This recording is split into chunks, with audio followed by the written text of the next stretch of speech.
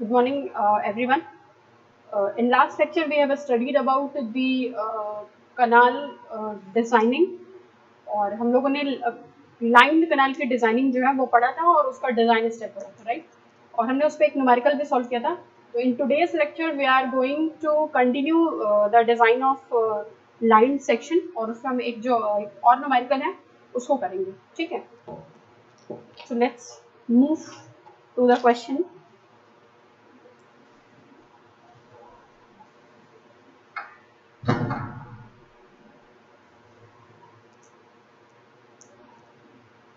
Right, तो आते हैं क्वेश्चन पे. क्वेश्चन है हमारा,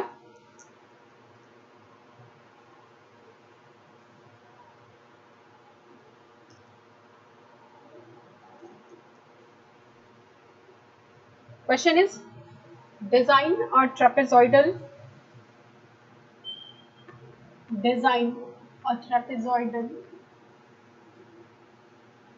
design a trapezoidal shaped concrete channel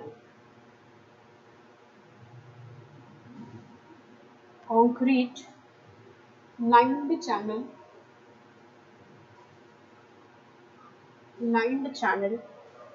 to carry a discharge of to carry a discharge of carry a discharge of 100 cubic at a slope of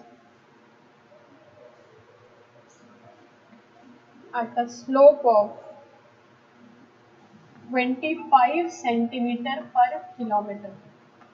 ठीक है. The side slope of the channel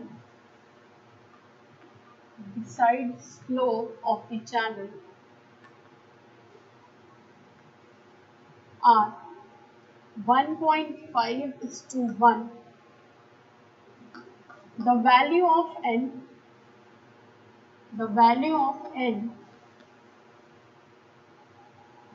may be taken as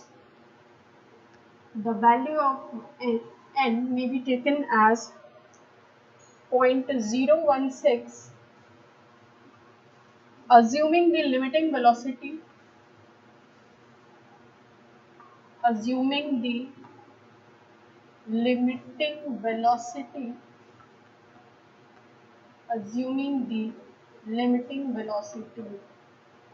as 1.5 metre पर second. ठीक है. तो जो question है हमारा, question ये बोल रहा है कि एक हमारा चैनल सेक्शन है जो कि ट्रेपेजॉइड शेप का है. ठीक है. लाइंड चैनल है, इस चीज को ध्यान देना है हमको. लाइंड चैनल है, ट्रेपेजॉइड शेप का है और उसकी डिस्चार्जिंग कैपेसिटी कितनी है हमारी? 100 क्यूबिक की. ठीक है. 100 क्यूबिक उसका डिस्चार्ज है. स्लोप जो है चैनल का वो हमको दे रखा है 25 सेंटीमीटर पर किलोमीटर. ठीक है. साइड स्लोप हमें दिया हुआ है 1.5 हॉरिजॉन्टल इस टू 1 वर्टिकल और हमसे बोल रहा है कि कैपिटल एन जो मैनिंग्स कोएफिशिएंट है उसकी वैल्यू हम कितने ले सकते हैं? 0.016. ठीक है.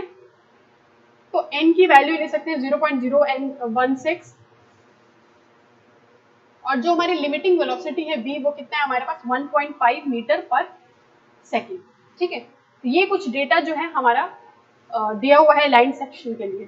ठीक. ये तो ऑलरेडी हमारे पास क्वेश्चन था जो हमने इसके प्रीवियसली भी इसको सॉल्व किया था. जो हमने लास्ट लेक्चर में जो हमने चैनल जो डिजाइन किया था वो सेम यही न्यूमेरिकल है. लेकिन इस न्यूमेरिकल में एक कंडीशन ये है कि हमें जो हमने लास्ट न्यूमेरिकल पढ़ा था उसमें हमें लिमिटिंग वेलोसिटी ये दिया हुआ था हमें 1.5 मीटर पर सेकेंड. ठीक है. और इस क्वेश्चन में सेम वही क्वेश्चन है, बस इस क्वेश्चन में चेंज क्या है कि हमें लिमिटिंग वेलोसिटी ना देके हमें एक कंडीशन दे रखा है कि if limiting velocity is not given, right? Limiting velocity is not given but the ratio of v by d is 8. ठीक. क्वेश्चन में हमसे बोला है कि सारा का सारा जो न्यूमेरिकल है हमारा बिल्कुल एज इट इज है, सिर्फ एक जगह पे चेंज है कि हमारा लिमिटिंग वेलोसिटी गिवन नहीं है और उसकी जगह पे हमको b by d का रेशियो दिया हुआ है और b by d का जो रेशियो वो हमारे पास कितना है? 8.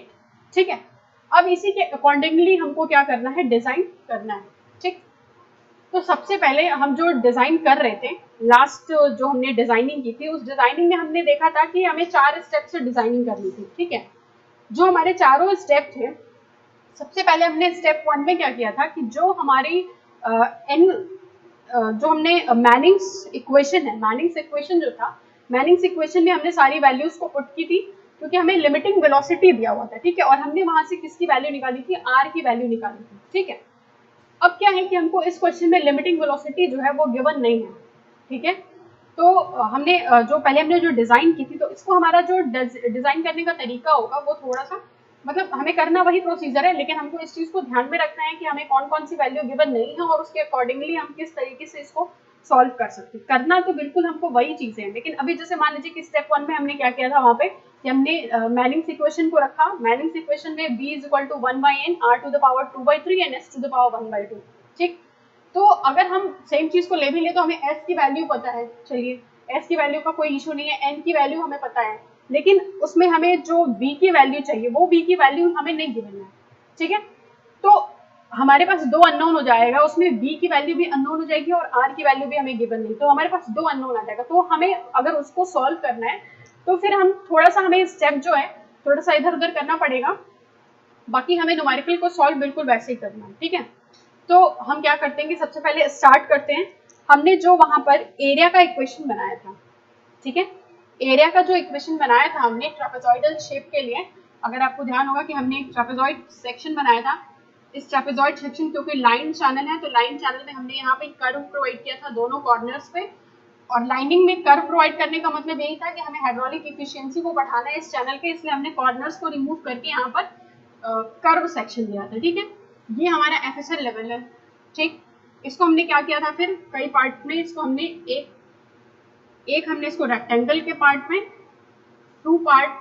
To segment of circle and two segment of जो हमारा राइट एंगल ट्रायंगल के टर्म में था, ठीक है। ये एंगल था थीटा, ये एंगल था थीटा, ये एंगल थीटा और ये एंगल थीटा, हमने ये वैल्यू निकाली थी। ये जो है हमारा विड्थ इसकी कितनी है b, और ये जो है हमारा साइड, इसका वैल्यू क्या था d, ठीक है। ये वैल्यू हमने ऑलरेडी निकाल रखी थी, और इसको हमें कैसे इसका एरिया और कैसे सेक्शन का पेरीमीटर निकालना है, ये भी हमने जो है पहले ही इसके पहले वाले क्वेश्चन में और उसके पहले भी हमने डिजाइनिंग में इस चीज को ऑलरेडी देख रखा है कि हमें कैसे वैल्यू निकालनी है। अगर आपको इसका एरिया और पेरीमीटर निकालने में कोई भी दिक्कत आए तो आप इसके पहले वाला जो लेक्चर है उसको रेफर करिए, ताकि आपको ये वैल्यू पता चल जाए कि हमने एरिया और पेरीमीटर ये दोनों वैल्यू कैसे निकाली है। सेक्शन बिल्कुल ऐसे ही बनेगा कि हमने एक रेक्टेंगल बनाया है, दो सेगमेंट ऑफ सर्कल बनाए हैं और दो राइट एंगल ट्रायंगल बनाया है, ठीक है।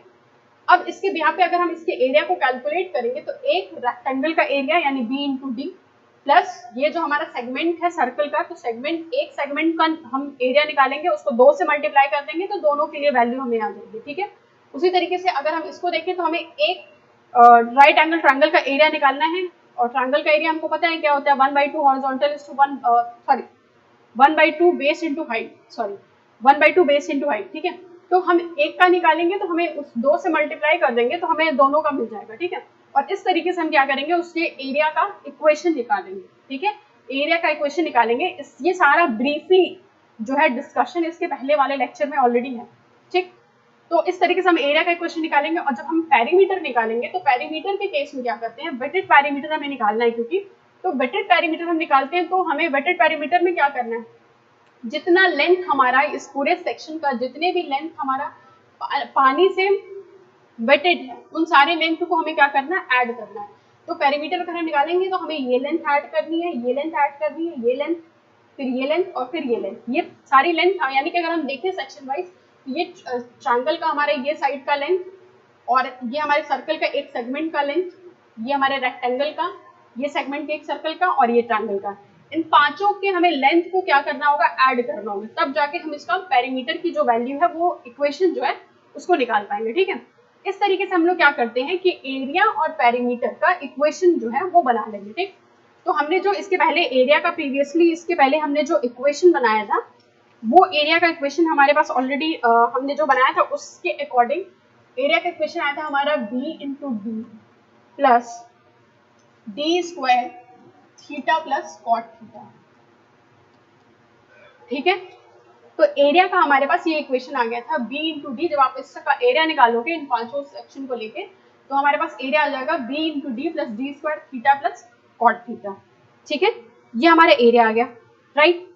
अब क्योंकि हमारे पास जो सारी चीजें हैं वो बिल्कुल एज इट इज, जो क्योंकि पूरा न्यूमेरिकल हमारा बिल्कुल पहले जैसा ही है, तो सबसे पहले हम क्या करते हैं, यहाँ पे थीटा और कॉट थीटा की वैल्यू निकालते हैं। क्योंकि देखिए, क्योंकि हमें b और d ये दोनों वैल्यूज जो है वो पता नहीं है। ठीक है, b और d दोनों वैल्यू पता नहीं है और फिलहाल के लिए हमको एक ही न्यूमेरिक वैल्यू भी पता नहीं है।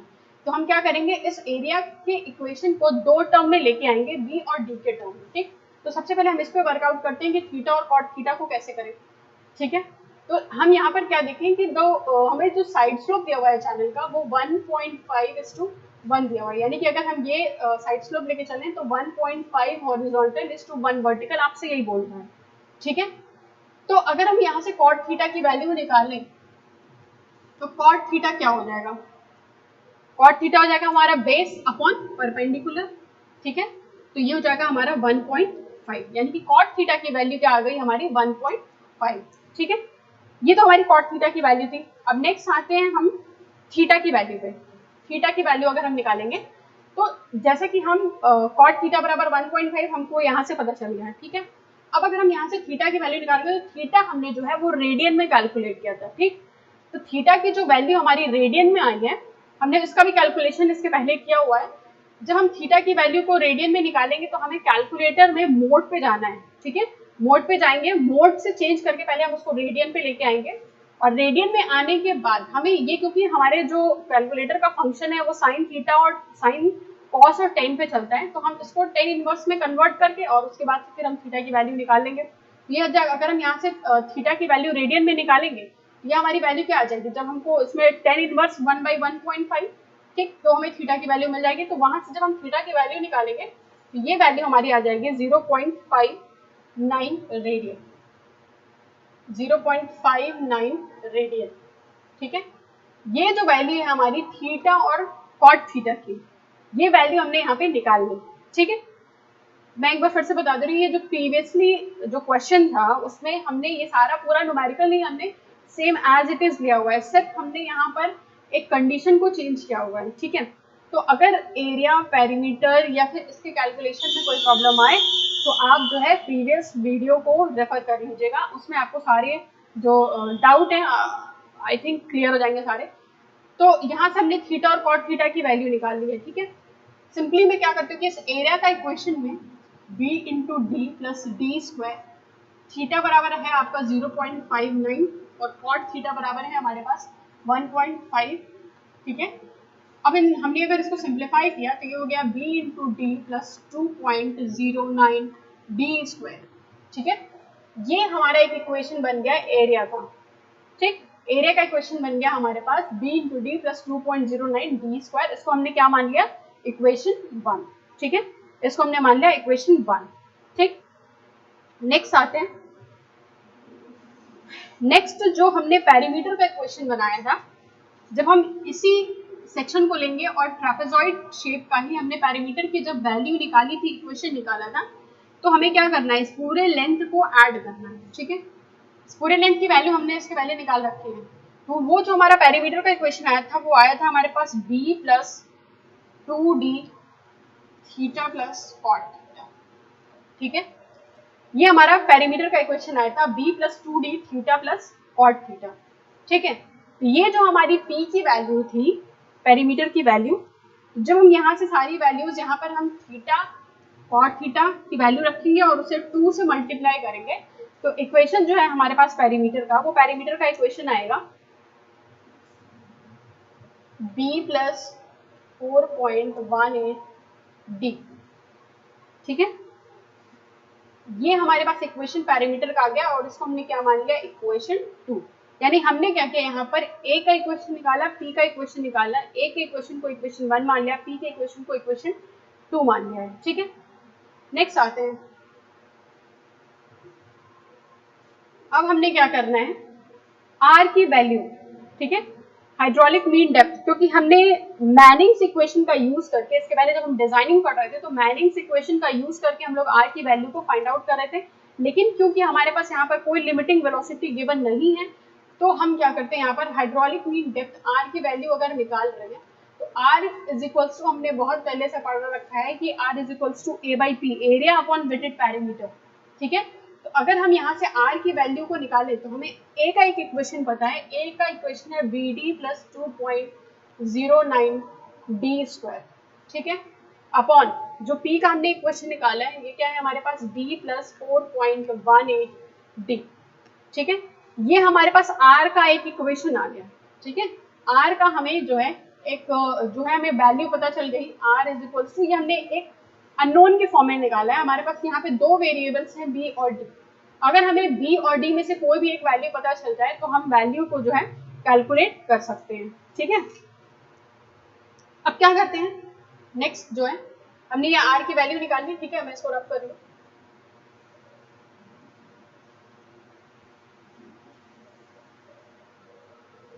ओके, सो अब क्या करते हैं, फ्रॉम मैनिंग्स इक्वेशन,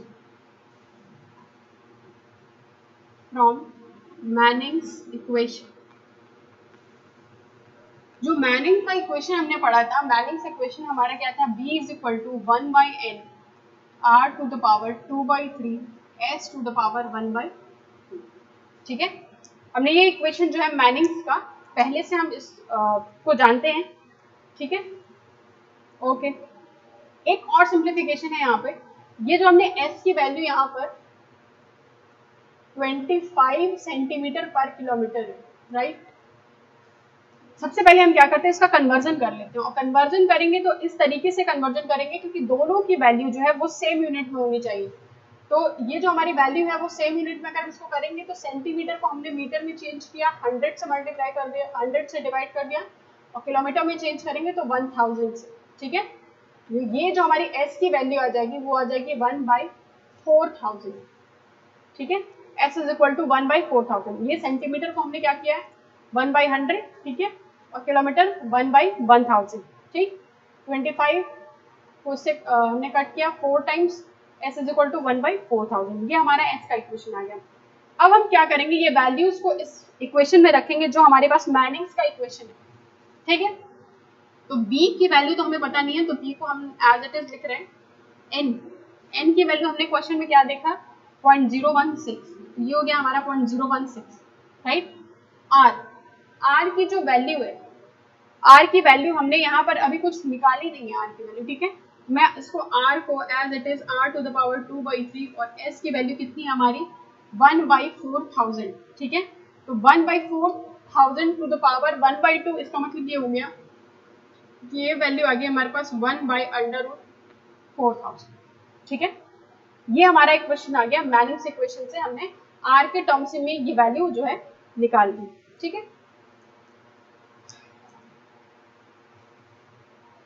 अब अगर हम इसे थोड़ा और सिंप्लीफाई अगर इस इक्वेशन को करेंगे तो ये इक्वेशन हमारा b और r के फॉर्म में आ जाएगा, ठीक है। इस इक्वेशन को जब हम सॉल्व करेंगे तो इसमें दो ही अननोन है, एक b है एक r है, ठीक। तो अगर हम इसको b और r के टर्म में सिंप्लीफाई करके लिखते हैं तो हमारे पास इक्वेशन आ जाएगा r to the power 2/3 is equals to 1.01 v, ठीक है, 1.01 v, ठीक। ये जो वैल्यू है हमारी, ये मैनिंग्स इक्वेशन से आ गई, ठीक है। हमने इसको सिंप्लीफाई कर लिया है, ये वैल्यू हमारी आ गई r to the power 2/3 is equal to 1.01 v, ठीक है।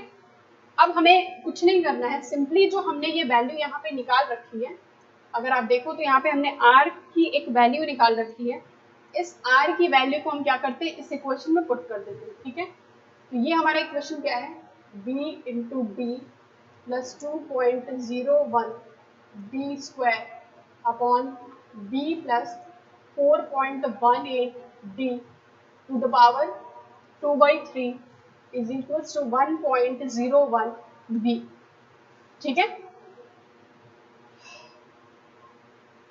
इस इक्वेशन में r to the power 2/3 is equal to 1.01 v, ये हमने इक्वेशन यहाँ से निकाला। यहाँ पर हमने r की वैल्यू को b और d के टर्म में ऑलरेडी निकाल रखा है एरिया और पेरीमीटर इक्वेशन की हेल्प से, ठीक है। तो हमने ये r की वैल्यू को यहाँ पे पुट कर दिया, r to the power 2/3 is equal to 1.01 v, ठीक,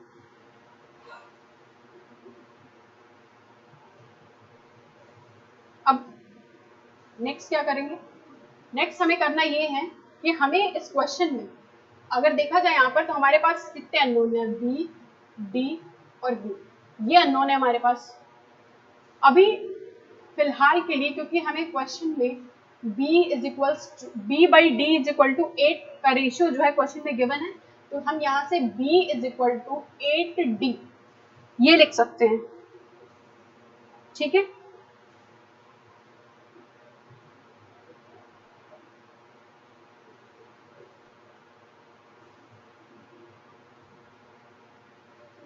ठीक, चलो अगर हम यहाँ से क्वेश्चन के according b is equal to 8d ले लें तो यहाँ पर इस इक्वेशन में हमने वैल्यू पुट की b बराबर कितना 8d, ठीक है, into d plus 2.01 d square right upon b की value already 8d plus 4.18 d to the power 2/3। ठीक है, हमने क्या किया है b बाई डी बराबर 8 जो दिया हुआ था, b by d is equal to 8, हमने यहाँ पे b is equal to 8d ले लिया और b की जगह पे हर जगह हमने क्या किया है 8d लिख दिया। ठीक है, अकॉर्डिंग टू द क्वेश्चन जो हमारे पास क्वेश्चन में कंडीशन गिवन है। एक और बात है कि क्योंकि हमने सारे टर्म्स को किस फॉर्म में लिख लिया है, डी के फॉर्म में हमने एक इक्वेशन, क्योंकि एक इक्वेशन रहेंगे 2-3 अननोन रहेंगे तो हम उसको फाइंड आउट नहीं कर पाएंगे, हमें उसे एक अननोन में कन्वर्ट करना पड़ेगा, इसलिए हमने सारे को डी के फॉर्म में लिखा। अब आती है इस बी की बारी, तो b इज इक्वल टू हम जानते हैं q इज इक्वल टू जो कंटिन्यूटी इक्वेशन है q is equal to a into b. ठीक है, तो b is equal to q by a ये हम लिख सकते हैं। ठीक, अब according to the question q की वैल्यू जो है वो कितनी है 100 क्यूब है, q इज इक्वल टू 100 और d जो सॉरी a का इक्वेशन हमने पेरीमीटर का यही बना रखा है, सॉरी ए जो हमारा एरिया है उसका इक्वेशन हमने यहाँ पर b into d plus 2.01 d square already बना रखा है। तो अगर हम इसको लिख दें कि b into d plus 2.01 d square, ठीक है, और फिर हम यहाँ पर b बराबर 8d ही रख दें तो 100 upon 8d into d plus 2.01 d square, यानी कि हम यहाँ पे क्या करते हैं b इज इक्वल टू ये जो हमारा टर्म यहाँ पे आ रहा है उसको मैं यहाँ पे लिख देती हूँ 1.01 100 upon 8d square plus 2.01 d square. अब अगर हम यहाँ से देखें तो यहाँ से क्या होगा कि हमें एक इक्वेशन मिलेगा, सारी वैल्यूज जो है हमारे पास सिर्फ और सिर्फ अभी इस इक्वेशन में एक ही अननोन है और सारे जो है हमारे एक ही अननोन में कन्वर्ट हुए हैं हम, और वो वैल्यू हमें क्या निकालनी है, यहाँ से हमें डी की वैल्यू निकालनी है। ठीक है, जब हमें यहाँ से डी की वैल्यू मिल जाएगी तो अब पहले हम इस इक्वेशन को सॉल्व करते हैं और यहाँ से हम क्या करेंगे डी की वैल्यू को फाइंड आउट करेंगे। ठीक है,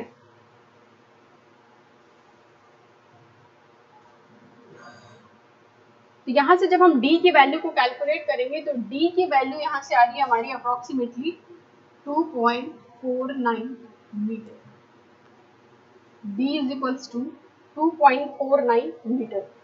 ठीक, 2.49 मीटर अगर हमने d की वैल्यू ले ली तो b की वैल्यू अगर हमें निकालनी होती है, कंडीशन जो हमारे पास है b is equal to 8 into d, ठीक है, यानी कि 8 इंटू 2.49 और ये जो वैल्यू हमारे पास b की वैल्यू आ रही है हमारे पास 19.89 मीटर। ठीक है, ये जो वैल्यू है हमारे पास b की आ गई। ठीक, इस तरीके से हमने क्या किया b और d की वैल्यू को जो है कैलकुलेट कर लिया। तो हमें जो डिजाइनिंग के लिए अगर हम देखें तो हमें डिजाइनिंग के लिए मेनली 3 वैल्यूज ही चाहिए, b d और s। b और d हमने कैलकुलेट कर लिया, s की वैल्यू ऑलरेडी हमको 1/4000 क्वेश्चन में गिवन था, तो हमने b d और s की वैल्यू जो है वो निकाल ली। ठीक है, इस क्वेश्चन में ध्यान देने वाली बात यह है कि हमारे पास लिमिटिंग वेलोसिटी ना देके कोई कंडीशन दे रखा है। इस चीज को याद रखना है कि अगर हमारे पास लिमिटिंग वेलोसिटी रहता तो हमें कुछ करना नहीं रहता, जो हमारे स्टेप्स हैं उस स्टेप्स को हम लोग नॉर्मली फॉलो करते हैं, 1 2 3 4 स्टेप, 4 स्टेप है हमारे टोटल। फर्स्ट स्टेप से हम लोग r की वैल्यू निकालते, फिर उसके बाद से हम लोग r is equal to a by p रख के निकालते, उसके बाद से जो है हम पी की वैल्यू निकालते और फिर एरिया और पेरीमीटर के इक्वेशन की हेल्प से हम लोग बी और डी की वैल्यू निकाल लेते जो कि हमने डिजाइन स्टेप में पढ़ा था, ठीक है। लेकिन अभी क्या है कि इस कंडीशन में ये जो क्वेश्चन था, हमें इसमें लिमिटिंग वेलोसिटी ना देख के उसको हटा के हमें एक कंडीशन गिवन थी, ठीक है। उस कंडीशन से हमारे पास लिमिटिंग वेलोसिटी की वैल्यू नहीं है, तो हमारा स्टेप 1 जो है वो प्रोसीड नहीं कर पा रहा है, ठीक। तो अब हमारे पास वो भी चीज़ अननोन हो गई थी, तो लेकिन फिर उसके साथ में हमें हिंट दिया हुआ है एक कोरिलेशन का बी और डी के। तो फिर हमने क्या किया कि ऐसे हम थोड़ा सा अपना स्ट्रैटेजी को थोड़ा ऐसे बनाएंगे कि हमें जो सारी वैल्यूज हैं वो एक अननोन की फॉर्म में आ जाए, ताकि हम वैल्यूज को जो है इजीली कैलकुलेट कर सकें, ठीक है। तो ये जो न्यूमेरिकल था हमारा लाइन चैनल का न्यूमेरिकल था, और ये हमने किस सेक्शन पे देखा, ये ट्रेपेजॉइड सेक्शन पे, ठीक है।